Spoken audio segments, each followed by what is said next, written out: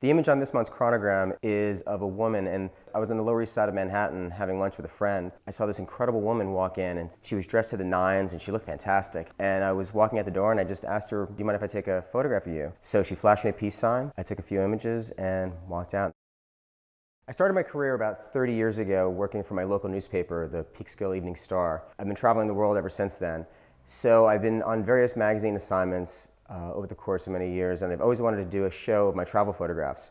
And one of the styles that I love in galleries is the salon hanging, which I feel allows you to really envelop into the space and really see the photographs, and not just walk in a line where it's very kind of sterile, but you walk in and you get kind of inundated by all the images.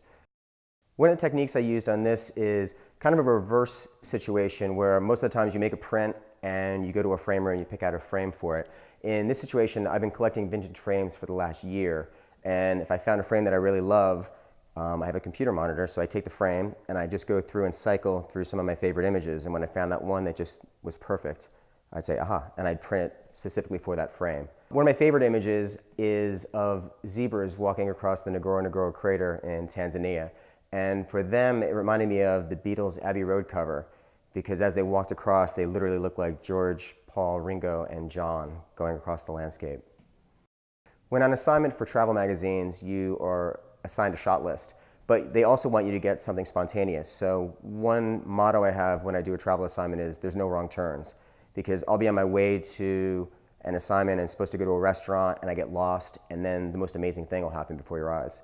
So there really aren't any wrong turns when you're on a travel assignment.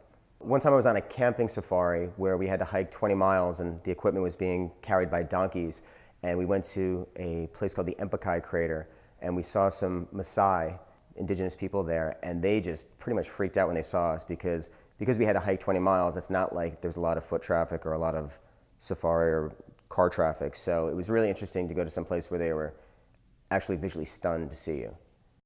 About 10 years ago, I was lucky enough to travel to Iran, which is actually a really amazing country. And on my way out after photographing for 10 days, I had about 300 rolls of film. And as I was leaving, the customs people there said, "Oh, well, we'll take your film, we'll process it for you, and we'll send it back to you." And I turned to my guide, and they looked at me and said, "Oh, we didn't tell you this would happen?" And I said, "No, nobody told me that would happen. I don't think I want that."